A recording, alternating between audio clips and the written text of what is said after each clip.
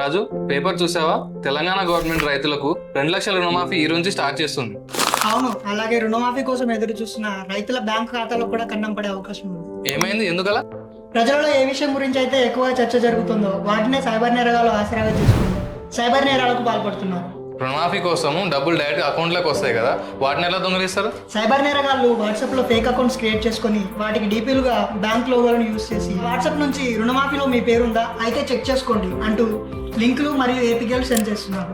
అలా ఆ లింకులను లేదా ఏపీకేలను డౌన్లోడ్ చేసుకున్న వెంటనే మన వాట్సాప్ హ్యాక్ అయ్యే అవకాశం ఉంది. అలా హ్యాక్ అయిన వాట్సాప్ నుంచి మన వాట్సాప్ గ్రూపుల్లో ఏపీకేలు మరియు లింకులు షేర్ చేస్తున్నారు. నువ్వు సైబర్ నేరగాళ్ళు ఖాతాలు ఖాళీ చేశారన్నావు, ఇప్పుడేమో వాట్సాప్ గురించి చెప్తున్నావు. అప్పుడే అవ్వలేదు, అలా లింక్స్ని క్లిక్ చేసిన వెంటనే మనకు వచ్చే మెసేజెస్ అన్ని సైబర్ నేరగాలకు ఫార్వర్డ్ అవుతాయి. అలా మన బ్యాంక్ నుంచి ఖాతాలు ఖాళీ చేస్తున్నారు. అంతేకాకుండా మన ఫోన్ని పూర్తిగా యాక్సెస్ చేసి ఫోన్పే, గూగుల్ పే వంటి యూపీఐ యాప్స్ని కూడా యాక్సెస్ చేస్తున్నారు. కాబట్టి రుణమాఫీకి సంబంధించి బ్యాంక్ నుంచి ఎటువంటి ఏపీకేలు లేదా లింక్స్ వచ్చినా వాటిని క్లిక్ చేయకూడదు. ఒకవేళ మీరు కూడా రుణమాఫీకి సంబంధించి ఏదైనా లింకును లేదా ఏపీకేను డౌన్లోడ్ చేసుకొని మీ డబ్బును పోగొట్టుకున్నట్టయితే వెంటనే 1930 కాల్ చేయండి లేదా మన హెల్ప్ ఫర్ సైబర్ విక్టిమ్స్ని కాంటాక్ట్ అవ్వండి.